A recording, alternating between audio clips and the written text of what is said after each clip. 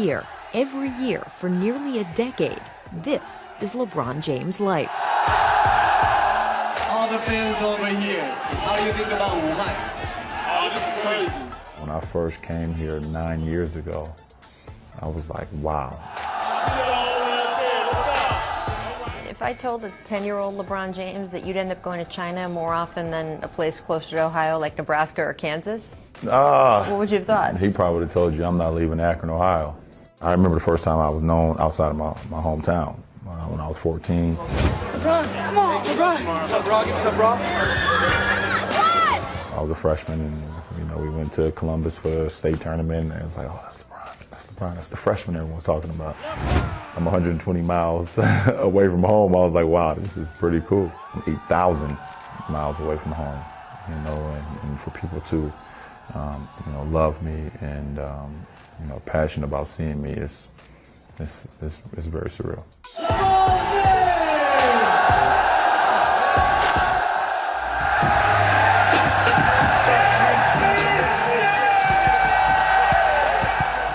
James is one of the richest and most famous athletes on the planet.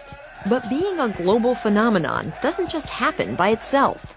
When I became a professional athlete, I became a business as well. So I couldn't just worry about the game of basketball 24/7 without understanding the business side of it. How adventurous are you when you travel? I mean, in terms of trying weird food or anything like that? I'm not adventurous at all.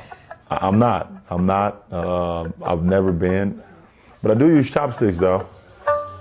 Is there more shrimp fried rice over there?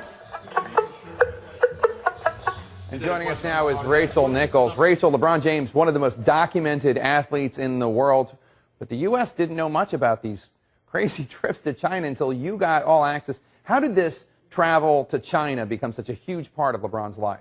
Yeah, as he said, I mean, there's neighboring places to Akron, Ohio he hasn't been to nearly as much as China. He can speak a little bit of Chinese now. Pretty crazy for a kid from the Midwest. As he said, it is his business now, and it's interesting. We talk about how athletes these days aren't like the Larry Birds or the Magics. The game has changed. There's this global following them. The money is certainly a lot bigger and different. But there is work that's involved in making all of that happen. It doesn't happen by itself. Now, it's fun work, but it still means that he's got to go over there. They go city to city. They promote the game. They promote himself. And the guys who do that the most and work the hardest at it tend to have the best jersey sale numbers, the best shoe sale numbers. And we've seen countries grow basketball and develop in the wake of these visits. LeBron James, it may surprise you, has never had the top jersey sale globally until this year.